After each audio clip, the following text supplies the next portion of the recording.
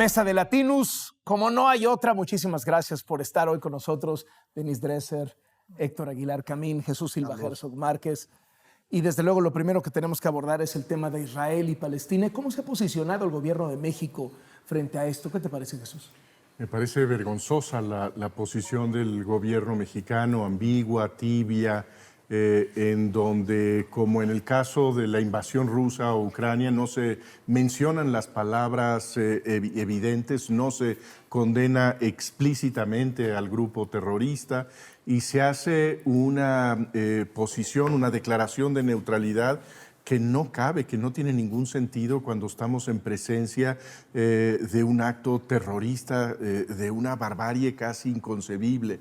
Entiendo que debe haber un llamado a que las cosas se reconduzcan por la vía de las acciones legales, que se cuide que la respuesta frente al terrorismo no tenga pues la misma impacto en vidas de civiles en Gaza, pero la posición del gobierno mexicano, particularmente del presidente de la República y de la candidata del oficialismo, me parecen lamentables.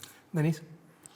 Además, la contradicción entre la postura de la Cancillería, que es una postura institucional, donde la canciller sale a decir y condena el acto terrorista, lo llama así, dice que Israel tiene el derecho a la legítima defensa, y al día siguiente o 2 días después el presidente en la mañanera contradice la postura de la Cancillería. Yo recuerdo cuando Alicia Bárcena aceptó el puesto, le mandé un mensaje diciendo mucha suerte, la vas a necesitar, porque aquí no hay coordinación entre la experiencia de la Cancillería, la postura que históricamente México ha asumido en este tipo de conflictos y el prestigio que ha tenido la postura de México precisamente por ser congruente, y un presidente incongruente que maneja la política exterior desde la mañanera en función de lo que le susurren en el oído sus moneros consentidos, que son parte de una izquierda muy rancia, muy estalinista,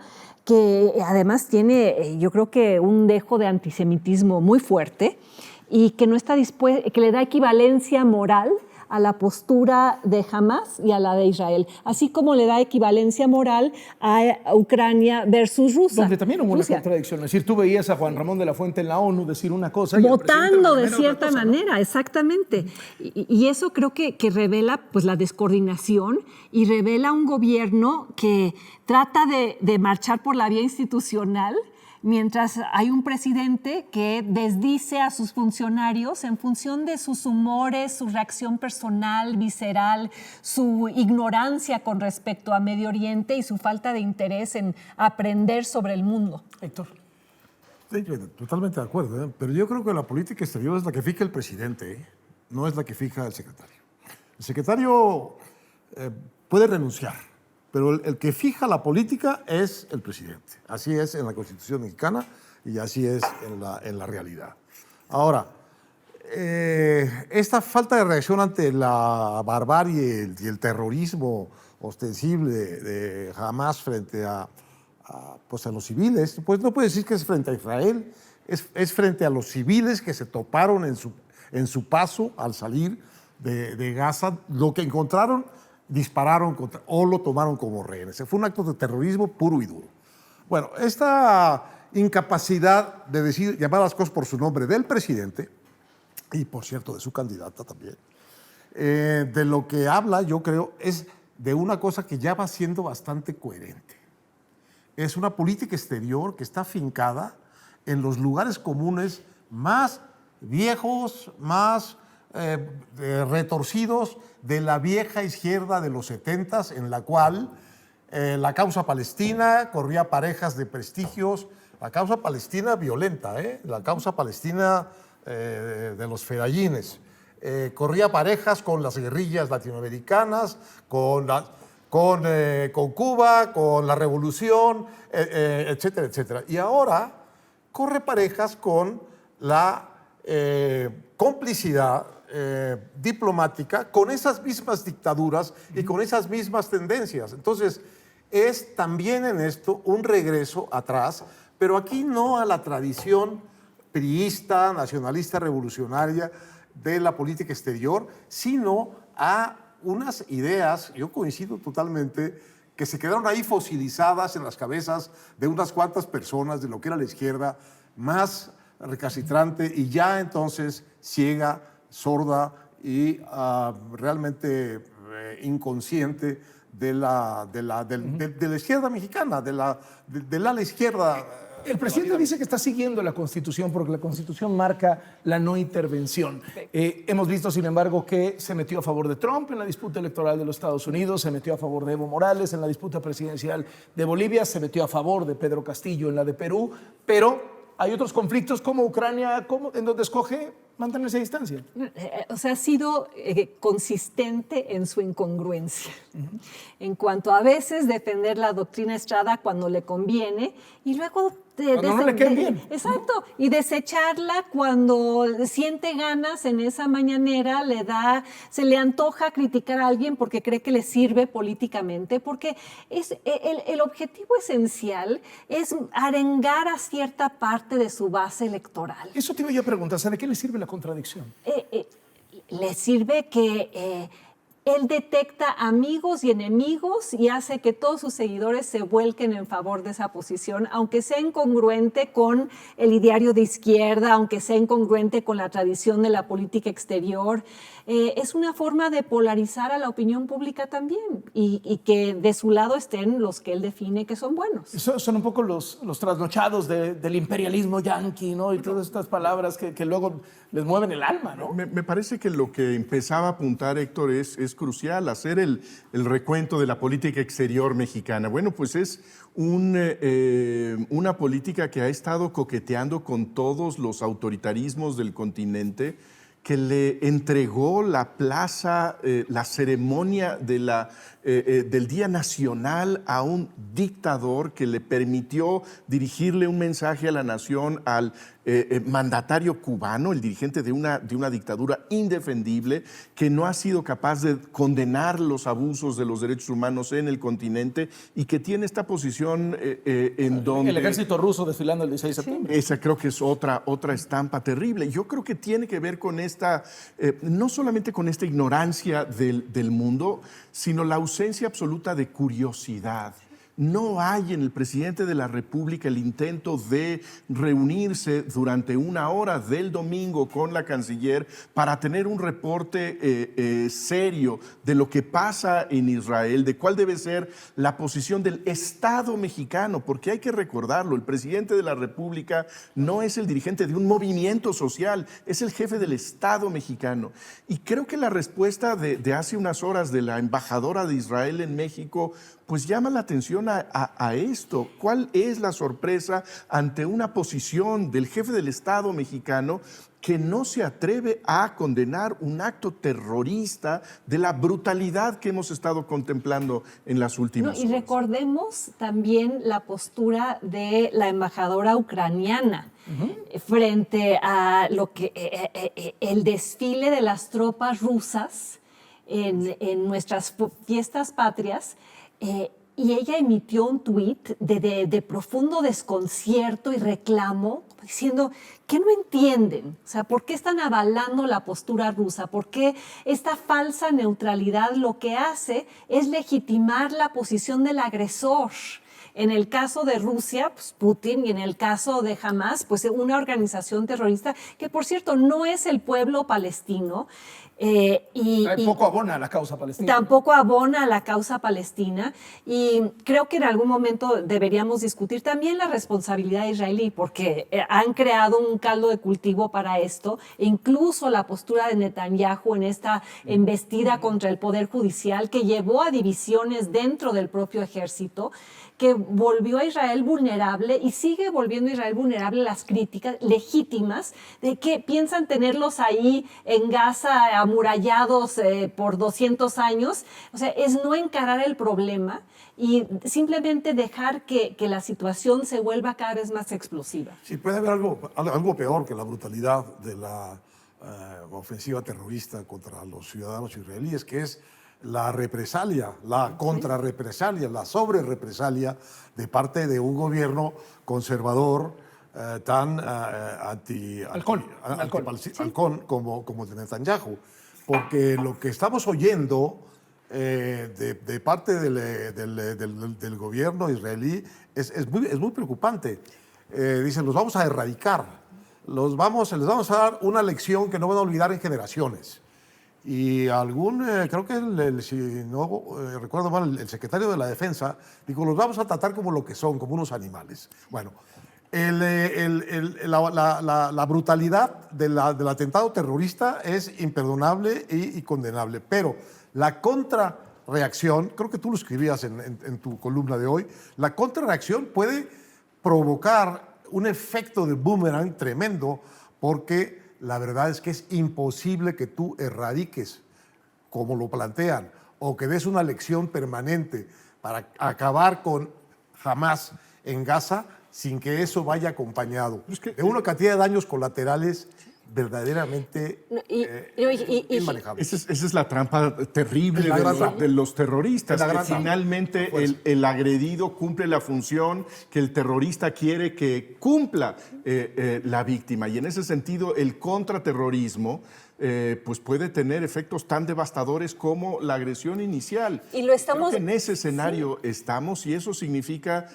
pues años y años de guerra y de violencia y de sangre en ese espacio. Y años también de desestabilización regional. Recordemos que este ataque se da en un contexto en el cual Arabia Saudita ya estaba buscando normalizar relaciones con Israel. Los signatarios de los acuerdos de Abraham, exacto, ya estaban viendo un camino de alguna normalización y que esto dinamita la posibilidad.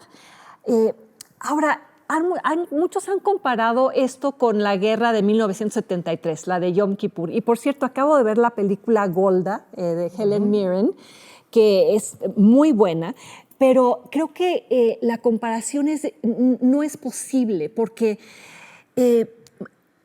Mubarak invade Israel. Egipto invade Israel con la idea de obligar a Israel a negociar la paz. Hamás no ataca a Israel con la idea de buscar una salida negociada para la construcción de dos estados que convivan. Aquí esa posibilidad creo que está dinamitada. Y de hecho, creo que va a ser preocupante ver la manera en la que reacciona Hezbollah en Líbano, qué papel está jugando Irán, qué va a suceder con Siria, desde donde salieron ataques hoy en la mañana. Creo que estamos enfrentando la posibilidad de una situación muy inestable en la región, que involucra también a Estados Unidos y a Rusia. Déjame regreso al tema, Héctor, de Claudia Sheinbaum, ¿no? Y su posición que sale 72 horas después en un video a decir, yo todo lo que diga el presidente lo suscribo. Claudia Sheinbaum es una es una ciudadana de ascendencia judía, 1. 2, hay muchos hombres y mujeres de negocios de la comunidad judía que han hecho mucho dinero con los gobiernos de Morena, con López Obrador, que tienen una gran relación con Claudia Sheinbaum. Hay un poder ahí central en México como parte de todo este mosaico de comunidades que hay en nuestro país. ¿Crees que puede haber un efecto electoral ahí? ¿Que puede haber un reclamo de decir, oye, espérate? Ya lo hubo de parte de la embajada. No sé si va a tener mayores consecuencias, pero lo importante no es eso, creo. Lo importante es que una candidata a la presidencia de México no tenga la claridad para definirse frente a un momento crucial de la vida internacional, en donde hay un acto de terrorismo de este nivel y que no sea capaz de reconocerlo y denunciarlo y decir, nosotros no somos de esa parte de la vida internacional que apoya estas cosas. Y en estos 72 horas que no habló Claudia Sheinbaum, quien habló fue su vocero, el vocero oficial de la campaña, Fernández Noroña, que se puso en las filas de Hamás, ¿no? En las filas del grupo terrorista Hamás. Bueno, eso es la mezcla. O sea, porque a veces no nos tomamos en serio a Noroña, es como un meme de la política, pero es el vocero. Es el vocero de la campaña que si hoy fueran las elecciones, ganaría, ¿no? Entonces, no sé, me parece que vale la pena tomarlo en cuenta, ¿no? Me parece muy grave. Coincido en que es una señal de una candidata que no tiene la capacidad de reaccionar con agilidad, con firmeza ante algo que sí me parece que no requiere mayor complejidad, es una condena enérgica, firme, elemental, como creo que lo vimos en todos los lugares, todos los espacios de la política internacional, y esta timidez con la que se condena, introduciendo de inmediato un asegún para no ser una condena enérgica, en donde se dice de entrada que por supuesto se condena, lo cual ya advierte que hay una especie de culpa de no haberlo dicho inicialmente. Pues sí me parece que habla de una política que no tiene hasta este momento la capacidad de plantarse con firmeza y con autonomía para buscar la presidencia de México. Pero pues, si Claudia está esperando a ver qué dice el presidente para entonces mimetizar esa posición. ¿En qué momento han visto que manifieste autonomía vis-a-vis Andrés Manuel López Obrador? Vamos a la parte mexicana entonces.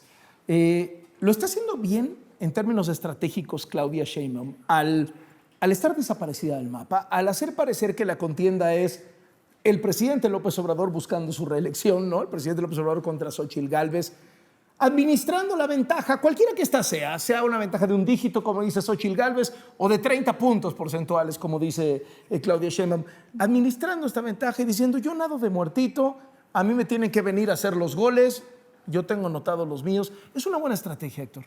Pues depende de cuál sea la ventaja, pero esa es un poco la discusión. No sabemos cuál es la ventaja, sabemos que lleva una ventaja, pero los veredictos de las ventajas que lleva son tremendos. Hay en unos lleva 55 puntos de ventaja, en otros lleva 40 puntos de ventaja, en otros lleva 30, en otros lleva 20, en otros lleva 10. Yo creo que lleva una ventaja, pero no sabemos de cuánto. Si tiene 50 puntos de ventaja, a lo mejor, dadas las condiciones en que está digamos, el manejo y el control de la parte electoral por parte del gobierno, a lo mejor sí puedes darte el lujo de esperar un poquito a que te metan los goles. Si no, quién sabe, ¿eh? Y el problema de quedarte esperando es que también vas perdiendo capacidad de construir un liderato, vas perdiendo capacidad de mostrarte, vas perdiendo capacidad de individualizarte, y después, ¿qué vas a hacer? ¿Vas a seguir nadando de muertito después también, como presidenta? Me parece que es una estrategia en general de muy poca calidad, digamos, democrática en general. Yo creo que hay controversia del nivel de ventaja que puede tener Claudia Sheinbaum. Creo que sí hay pistas de encuestas más serias que otras. Y yo creo que en general es una estrategia que puede ser poco excitante, poco atractiva. No me parece una estrategia absurda, que es la del mimetismo, el de dejar que esa ventaja, que la popularidad que aparentemente tiene el régimen le permite llegar a la presidencia con la mayor holgura posible. Creo que hay ciertas señales de diferenciación, y yo creo que la principal es la apuesta por un policía en la Ciudad de México. Sí. Esa me parece que es una apuesta que la distingue del presidente de la República, y es una apuesta delicada dentro de los equilibrios internos de su partido. Sugiere también, creo, esa opción política que está buscando un ensanchamiento de la base electoral de Morena, tratar de ir un poco más allá de los fieles al morenismo, atraer a las clases medias que pueden ver en este personaje que se ve como el de la gran eficacia de la seguridad, una carta confiable. Entonces yo creo que la carta que está jugando es la del tapadismo, de ocultarse hasta el momento en que se sienta Claudia Sheinbaum con el poder para decir buenas noches, aquí empiezo yo. Y en ese momento no está la candidata del oficialismo aún. Estoy de acuerdo. Ella está jugando la estrategia menos arriesgada y la más clara, que es que la elección sea un referéndum sobre Andrés Manuel López Obrador y la continuidad de la Cuarta Transformación. Y ella está dispuesta a subsumirse frente a ese escenario y esa estrategia. El riesgo es el riesgo de la impredecibilidad en cualquier elección. Yo les recuerdo que la elección del 2006, Andrés Manuel López Obrador comenzó con 30 puntos de ventaja y él también pensó en que iba a administrar simplemente la popularidad que tenía. Debate. Exactamente, y que iba a hacerlo menos arriesgado, no ir al primer debate, etcétera. Y lo fascinante de esa elección fue pues, una campaña de oposición exitosa. No estoy diciendo que me haya gustado ni que haya estado de acuerdo con ella, pero fue exitosa. Hizo crecer a Calderón hasta el punto en que llegamos a la a elección disputada. Pero ahí hubo errores de campaña cometidos por el propio Andrés Manuel López Obrador. Y en respuesta a esto de que se distingue de AMLO al nombrar a un policía a la ciudad. Déjame, antes de que vayamos a eso, ahorita te paso el balón para hablar, porque creo que lo más interesante que ha pasado en la contienda presidencial ha pasado en la contienda por la Ciudad de México. Pero en esta parte de las estrategias, quiero cerrar, digamos que este punto. Héctor, ¿está echada a andar la famosa y bautizada por ti Operación Arroz Cocido? Sí, claro. Está a todo lo que da.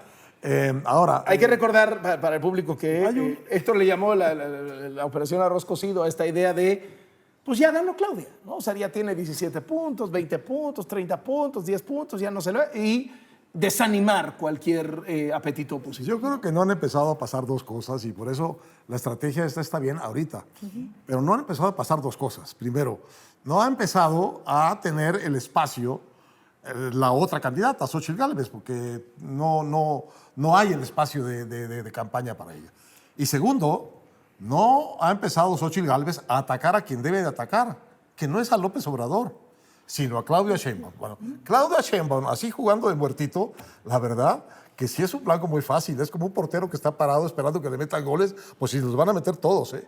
Pero no le han metido ni uno. Bueno, O sea, ¿no sientes que ha perdido tracción la campaña de Xóchitl Gálvez, que ha perdido impulso, empuje, etcétera? Sí, naturalmente. Lo que digo es que no la hemos empezado a ver. Y tiene una ventaja enorme sobre Claudia. Y eso lo ves, aunque sea en las redes en donde ella pasa sus videos. A donde va es recibida con gran afecto y con gran cariño y con gran espontaneidad. No hay un acarreado en nada de lo que sucede en la campaña de Xóchitl Gálvez. Es una campaña genuinamente, de una candidata que genuinamente se está comunicando con la gente que está ahí.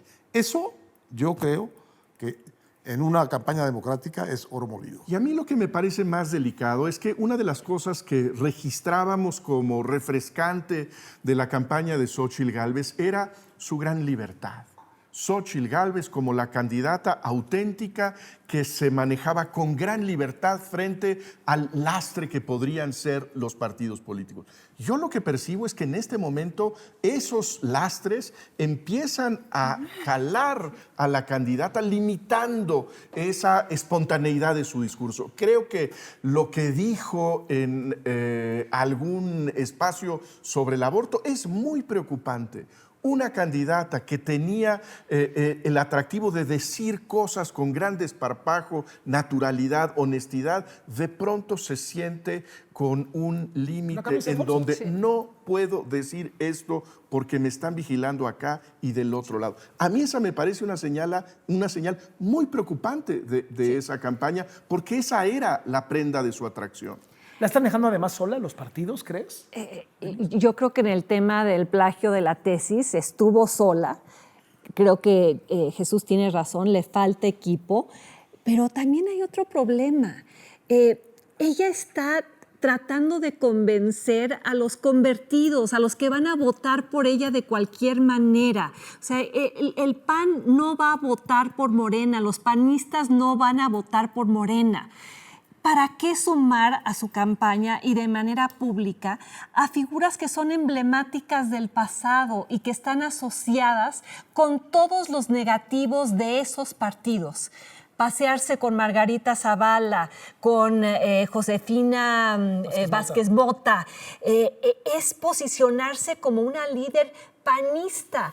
Basta con ver las encuestas y ver los negativos que tiene el Partido Acción Nacional y el PRI, independientemente de que haya apoyo, digamos, a la idea del contrapeso, el Frente Amplio, etcétera. En la medida en la que ella presente una candidatura más libre de los partidos, más ciudadana, con el entendimiento público de lo que se hizo mal en el pasado, porque si no está apelando, no van a votar por ella quienes son los desilusionados del López Obradorismo, pero jamás votarían por el PRI o por el PAN.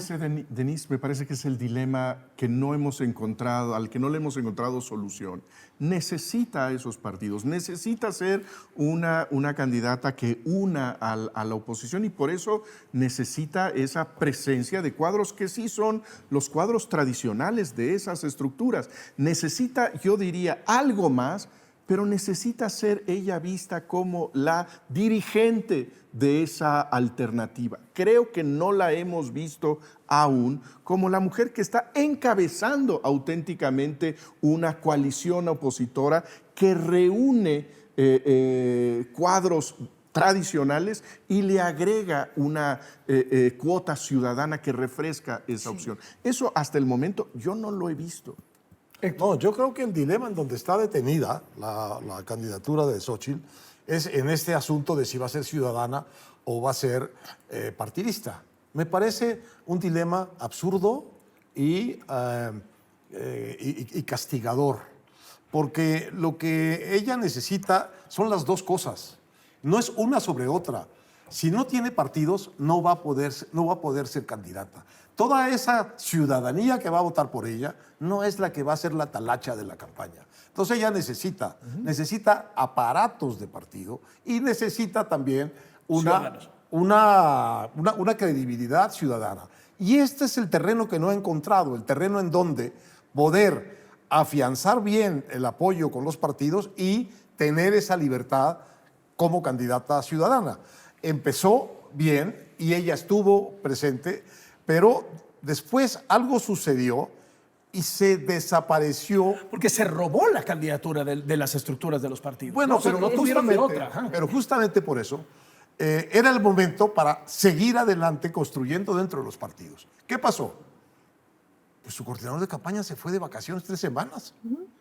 Desapareció el PRI como Alito, no querían acercarse con, no sé, y había como dentro de la campaña una idea de no te acerques a los partidos porque los partidos te van a manchar, Bueno, si los partidos son los que te ungieron, esa contradicción, yo creo que es en donde está detenida todavía. Pero no crees que efectivamente hay una fricción que está definiendo esa campaña que no despega, el hecho de que sí hay auténticamente una fricción entre las maquinarias y el impulso autónomo de los ciudadanos. Yo creo que hay una fricción. Sí. Y todavía lo que no me empieza parece nada, delicado no hacen es las que listas, no veo una posición clara de la candidata frente a eso. Y yo coincido totalmente con lo que dices. No los puede ningunear a los partidos políticos. No puede tener el lujo de pelearse con esas maquinarias. Las necesita. Pero quien tiene que impulsarlas y quien tiene que mostrarse en el volante es ella. Esa me parece que es la labor pendiente y yo diría urgente de esa campaña. Y también salgámonos de este mundito. Allá afuera Morena tiene una enorme popularidad y apoyo. O sea, sí hay encuestas distintas, etcétera, pero ¿por qué ese apoyo? Hay encuestas distintas, pero todos dicen que gana Claudia Sheinbaum. La pregunta nomás es por qué claro, ventaja. pero hay que tomar en cuenta que el tsunami electoral del 2018 también se dio por el efecto de castigo a esos partidos. Sí, claro que debe asumir control y trabajar con esos partidos, pero tienen que ser partidos que manden el mensaje de que han entendido los errores del pasado. Yo creo que esa pista ya se les fue. Es decir, ese acto de contrición de los partidos políticos, el tiempo de la autocrítica del PRI y del PAN, me parece que ya se fue. Lo que tiene que haber son mensajes claros de que hay algo que dentro de ese espacio es nuevo, distinto, más fresco y que tiene una conducción diferente. Y que tiene un mensaje diferente. Yo creo que el tema de los mensajes o ya pasó o está por venir apenas. A mí me parece que lo que es importante de esta elección que viene es que es una elección enorme. No la puede definir la candidata, ni Claudia ni Xóchitl. Xóchitl menos todavía, porque no tiene el manejo de esos aparatos.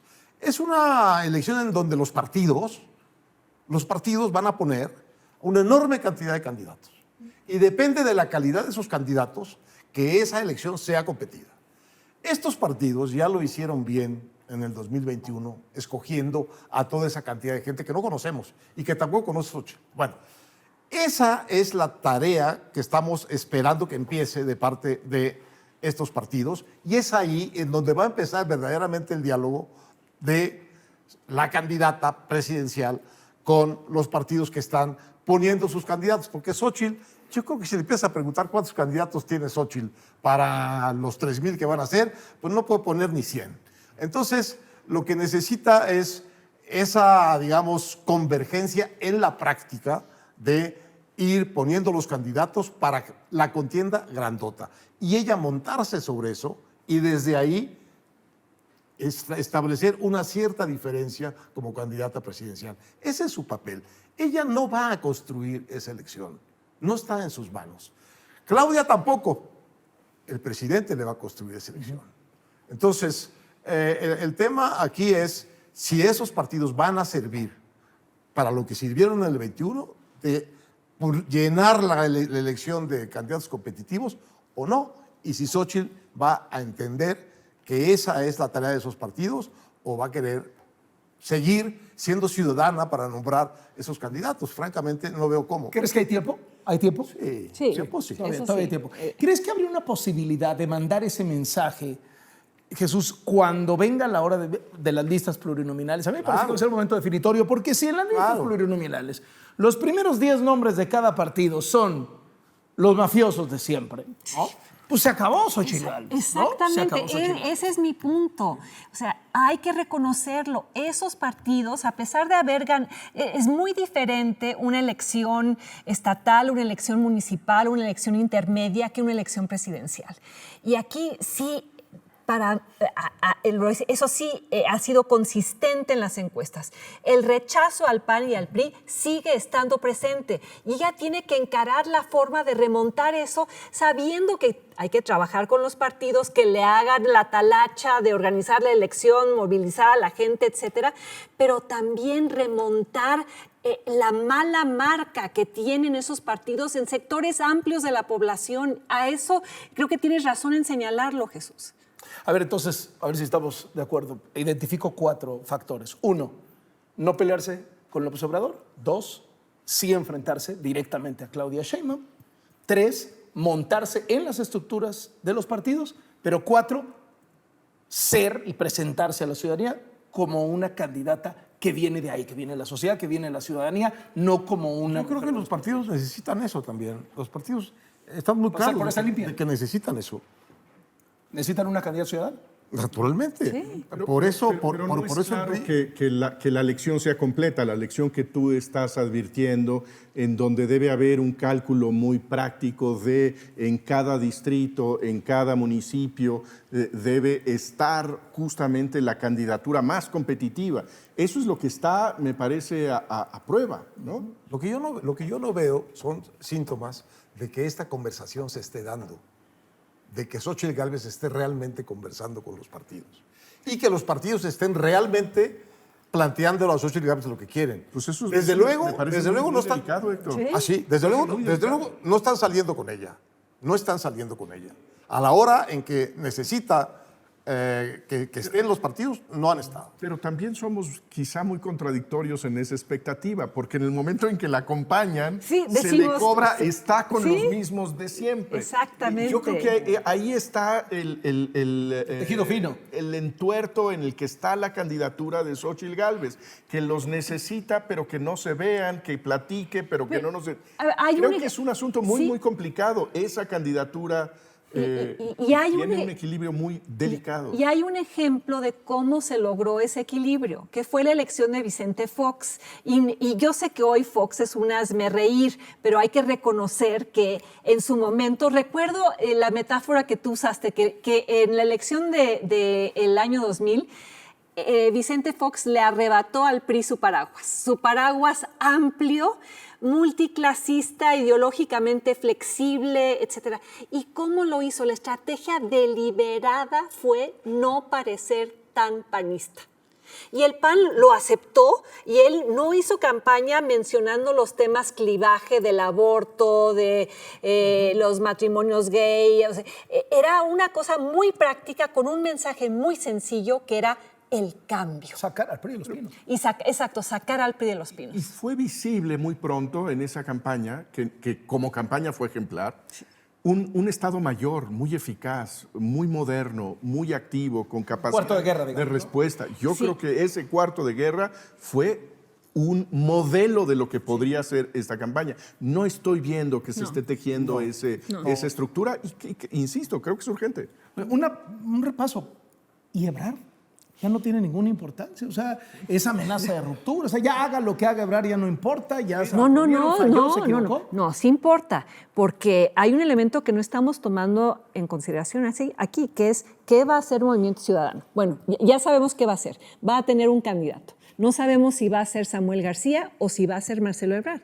Pero quien sea ese... Dante Delgado. O Dante, no, yo no creo que vaya a ser Dante Delgado. O sea, me asombraría mucho y creo que sería un grave error. Pero bueno, teniendo la opción de Ebrard, que habrá que ver si se inscribe en el proceso de Movimiento Ciudadano, y a ver si a Samuel lo deja el Congreso del Estado y si logra sacar ampliar su libertad de acción con esta apelación que ha hecho al Tribunal Electoral, pero alguno de ellos será. Y hay que tomar en cuenta que alguno de ellos va a tomar una parte del voto opositor. Y eso va a costarle de alguna manera a Xóchitl. ¿Tú crees que así como están las cosas, si Marcelo termina candidato a MC, va a robar votos opositores? Depende qué tan opositor esté dispuesto a ser. ¿Es creíble un Marcelo opositor a estas alturas del partido? A ver, depende qué tipo de... Hay mucha gente que quiere la secretaría de la 4T, que debe estar buscando que en el gabinete se incorpore Sí, el hijo del presidente López Obrador. Pero es que... Eso lleva muchos Andy, votos. secretario Andy. No, ahí la pregunta es, ¿qué tan opositor está dispuesto Marcelo Ebrard a hacer? ¿A romper de lleno con la Cuarta Transformación y a sacar todos los trapitos sucios del sol con tal de ganar? Yo no lo sé. ¿Ustedes lo saben?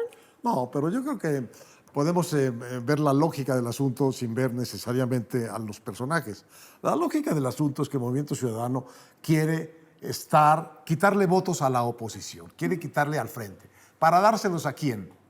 Esos votos que le va a quitar al frente, ¿con quién los va a negociar? ¿Para quién son? Pues son para el oficialismo. Eso es una aportación de Movimiento Ciudadano a debilitar la ya de por sí debilitada presencia del Frente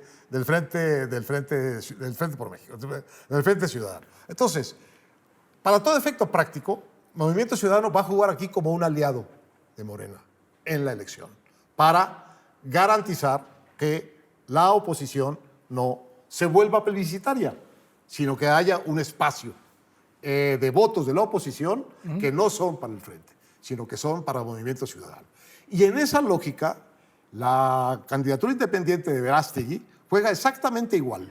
Sí, llega a suceder. Sí, sí. ¿no? Entonces, como se ve hoy, el panorama es que el oficialismo tiene sus candidatos, los de Movimiento Ciudadano y lo que caiga de Verástegui que le vaya a quitar a la parte más conservadora del PAN.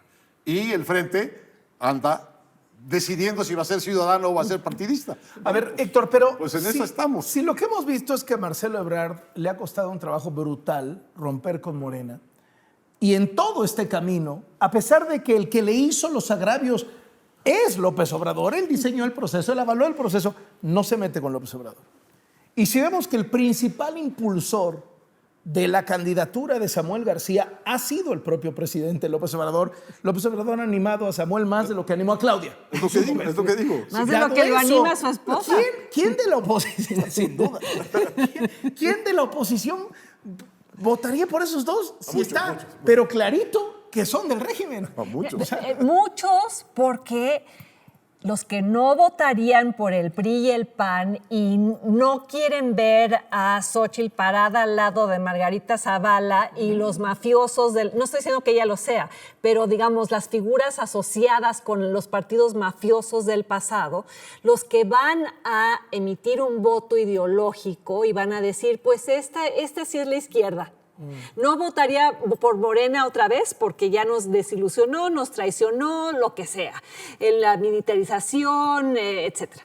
Votarían por Movimiento Ciudadano y así se va a vender Movimiento Ciudadano, como nosotros somos la verdadera izquierda. Podría crecer mucho el Movimiento Ciudadano cachando lo que cae de Morena, porque va a caer mucho de Morena. Sí. Y va a caer alguna cosa que puede interesarle al Movimiento Ciudadano. Entonces, el acuerdo implícito en esa lógica es lo que caiga aquí en Movimiento Ciudadano se lo vamos a devolver a Morena después en el Congreso.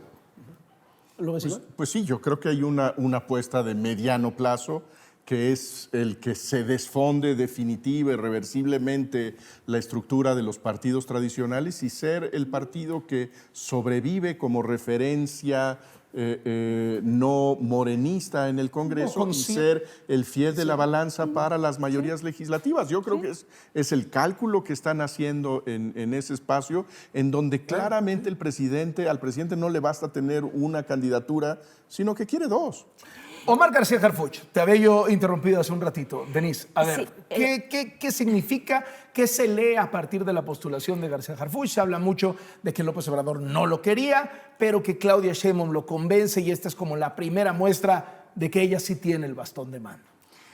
Pues no me queda tan claro que tenga el bastón de mando, porque o le dieron un bastoncito, o, espérate a ejercerlo, o igual yo voy a estar desde la chingada con el verdadero bastón y te voy a estar golpeando, pegando en la cabeza cada vez que hagas algo que no me guste.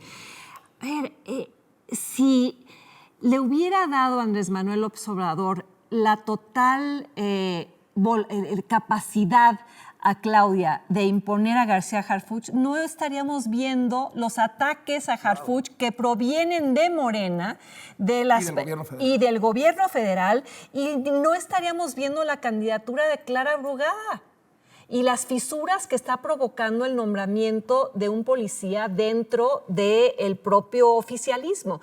Y por cierto, Jesús, decías, es que esto la distingue de Andrés Manuel López Obrador. La distingue en cuanto a que es su candidato, pero no la distingue en cuanto a poner a policías y militares al frente de estructuras de gobierno. Yo creo que en eso sí hay una coincidencia, y es una coincidencia fatídica, a mi juicio. Y la coincidencia aún más grave de imaginar en el gobierno de la ciudad a alguien que sea dependiente del presidente de la República. Repetir el expediente de la regencia ahora con un político muy vulnerable que no tiene mayor experiencia en la complejidad de la administración y que colgaría, si acaso, de la presidenta. Y otro factor muy importante que mencionaste en tu columna del lunes. Este es un hombre que estuvieron a punto de matarlo en plena Ciudad de México, el cártel Jalisco Nueva Generación. ¿Cómo va a gobernar la ciudad alguien que está amenazado de muerte? ¿Cómo va a salir? Y que no lo quieren mucho los militares tampoco, ¿no? Tiene su problema con los militares. Pero, o sea, ¿cómo va a andar en las colonias? ¿Cómo va a hacer campaña? A mí me parece que el presidente realmente no trata bien a Claudia Sheinbaum con este asunto de García Harfuch, porque si ha dejado que parezca García Harfuch como el candidato que PAN, el primero y el más importante que va a poner Claudia Sheinbaum, debería, creo yo, dejarla que ejerza su bastón de mando, por lo menos en esa. Y si no le parece la opción, entonces, no en público, sino en privado, decirle esa no, para que no se enganche con esa candidatura. Entonces, me parece que la trata mal, en el sentido que le dio el bastón, pero no el mando. Pero a lo mejor es como la primera, clase maliciosa de cómo va a ser la relación. Sí, lo que tú quieras, pero no fácil. Pero te voy a estar minando. Zarandeado. Sobre todo la responsabilidad es tuya. Yo no voy a invertir un peso de mi capital político por una decisión tuya. Tú corre todos los riesgos con esta decisión que corre por tu cuenta. Él, en este sentido, sí me parece que está desde la tribuna del espectador viendo qué es lo que sucede. Porque no está apostando a una candidatura u otra, está responsabilizando de esta decisión a quien él le entrega el bastón. Yo creo que en eso sí estoy en desacuerdo, porque lo que le gusta hacer a Andrés Manuel López Obrador, y es perverso pero hábil en este sentido, es poner a pelear, como lo hizo en las pre-campañas, poner a las diferentes opciones a pelear entre sí mismas, a ver quién sobrevive los Juegos del Hambre, a ver quién sobrevive las trompadas, los insultos, los trapitos que se saquen los unos a los otros, y luego él ya decidirá, es este o es esta. Sí, o sea, los pone a jugar los Juegos del Hambre, pero a uno le da una canasta de víveres, ¿no? Exacto. Y a los otros no. Exactamente, sí. A ver, ¿no te imaginas una estrategia en donde el presidente le dice a Claudia, pues, si quieres que vaya a Harfuch, va a Harfuch? Es decir, toma tú la decisión, pero las decisiones que tomas, ojo, que tengo que estar de acuerdo yo. Acto seguido, que dicen va a Harfuch, Encinas, que depende del presidente, sale y lo sienta a la mesa de la verdad histórica de Ayotzinapa. En la mesa de la conspiración, ahí sienta a García Harfuch. Esto no lo hizo la oposición, no lo hizo la prensa, no lo hicieron los analistas, lo hizo el gobierno. Luego, y seríamos muy agarra y dice, oye, no, García Harfuch es un buen tipo, muy buen policía. Pero bueno, si no les gusta García Harfuch, ahí está Clara. Exacto. Ya está el doctor Gatell. Sí. Y hay muchos, pueden buscar otros. O sea, el presidente salió a defender a Harfuch 30 segundos y los otros 2 minutos resaltó las virtudes de los rivales. A eso me refiero, que es los Juegos del Hambre, y él ya verá y le dirá a Claudia, va a ser este o va a ser esta. Y a ver quién sobrevive, si es López-Gatell. Agrego un factor. A ver, todos estos trasnochados del imperialismo yanqui los echó a andar. O sea, ahí tienes a los moneros recibiendo a Harfuch a patadas. ¿Qué sentirá gente como Encinas, como Epigmenio, como Jesús Ramírez, de ver a un discípulo de García Luna que estuvo sentado en la mesa de Ayotzinapa siendo el que agarre la segunda candidatura más importante del 2024 para Morena? Eso a mí me resulta fascinante. Claro, pero se puso en tal situación a Claudia Sheinbaum con esta candidatura de Harfuch que todos los golpes que recibe Harfuch de alguna manera los recibe también Claudia. Y la verdad no sé si es necesario o si eso también va a la cuenta de que llevamos tanta ventaja que podemos meternos goles nosotros mismos. La verdad me parece, me parece un asunto muy oscuro y extraño, porque todos sabemos quién va a decidir, todos sabemos perfectamente que el que va a decidir es López Obrador. Exactamente. Entonces, ¿por qué tanto jugueteo? Es realmente también... Oye, donde no elijan a Harfuch, la debilidad que se va a mostrar para Claudia va a ser brutal, ¿no? Y si lo eligen, entonces dirá, pues en una verdadera competencia, entonces tampoco lo puso del todo Claudia, ¿no? Podríamos hablar rápidamente de Hugo López-Gatell. O sea, solo estoy dispuesta a dedicarle unas cuantas neuronas, porque en una democracia... Hugo López-Gatell es candidato precandidato a la jefatura de gobierno. En una democracia funcional, Hugo López-Gatell no sería ni candidato Sería candidato al voto. Exacto, no sería candidato ni a la Asociación de Padres de Familia de la escuela. En una democracia funcional, el haber sido el artífice y corresponsable junto con el presidente de una tragedia que nadie al parecer está dispuesto a cobrarle políticamente, que fue los 790,000 muertes en exceso, no apoyar el uso del cubrebocas, darle fuerza moral, pero no de contagio al presidente, que en México no era necesario hacer pruebas, que había que jugar con la estrategia de Suecia, todo eso, y que tenga el atrevimiento Morena, que ya me parece impúdico, ya es un cinismo brutal, pensar que sí, que salga y que lo acepte la gente y que se tomen fotos y que no haya un costo político para alguien responsable de una tragedia que por lo visto ya se nos olvidó. Bueno, moral aparte, no es absolutamente lógico que el régimen, a sabiendas de que el que no gane las candidaturas tiene su premio de consolación en el Congreso, no es absolutamente lógico que el régimen trate de proteger con fuero a su pieza más débil. O sea, el candidato perfecto para irse al bote el próximo sexenio es Gatell, aún llegue Claudia, ¿no? O sea, si necesita saldar cuentas con el pasado, el candidato perfecto para ir al bote es Gatell. Bueno, lo proteges, lo mandas al Congreso. No es muy lógico, despiadado, inmoral, lo que quieras, pero lógico. Me parece escandaloso, coincido con lo que dice Denise, que estemos viendo el desfile de este hombre que debió haber perdido su trabajo hace años, que creo que presenta cuentas indefendibles, no solamente en la estrategia contra el COVID, sino en la destrucción Todo. del sistema sanitario. El desabasto. De México, del desabasto, por ejemplo, de la destrucción de las instituciones de salud pública del Es que país. de la frase de que los padres de los niños con cáncer son golpistas. Por Y él, ¿no? ejemplo. Con los moneros que le aplaudían felizmente. Así es. Yo creo que es un escándalo. Me parece gravísimo que no tengamos este mecanismo elemental, este reflejo cívico de cobrar las cuentas a quienes han provocado esos desastres en el país y que lo veamos Lo normalicemos. sacándose fotos en la calle, etcétera, ¿no? ¿Quieres que es por fuera? Pues yo creo que tiene que ver. No me parece que haya una apuesta por la candidatura por la Ciudad de México. Creo que va por el premio de consolación, que seguramente será ser, no sé si alcalde en la Ciudad de México, no sé si ser diputado federal. Alguna cosa sacará de este paseo, ¿no? Héctor. Bueno, solo recordar que este es el personaje que dijo que máximo iba a haber 60,000 Y eso sería una tragedia. muertos y eso sería una tragedia. Eso lo dijo como anticipando lo peor que podía suceder. Ayer, en una entrevista con Ciro Gómez Leiva, dijo que las muertes en exceso eran 780,000. Bueno, ese es el nivel de su equivocación. Dijo ayer también una cosa increíble. Dijo, bueno, tuvimos unas muertes en exceso parecidas en porcentaje a las de Inglaterra. Bueno, lo que hay que decirle a este señor es que Japón, que tiene la misma cantidad de habitantes que México, tuvo 48,000 muertos.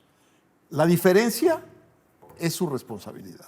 Porque en Japón pudieron, con la misma cantidad de habitantes, tener 48,000.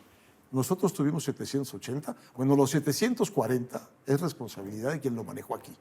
Él y el presidente. Nunca habrá rendición de cuentas por eso, ¿no? No sé cómo no. Sí. Yo creo que ya está viendo. Yo creo que Hugo López-Gatell es una de las personas con peor imagen pública, fama pública del país. Les agradezco muchísimo, como siempre, la mesa de Latinos. Gracias, Jesús Gracias, Silva Gerson Márquez. Gracias, Gracias. Denise Dresser. Gracias, Héctor Aguilar Camín. Y gracias a todos ustedes por sintonizarnos.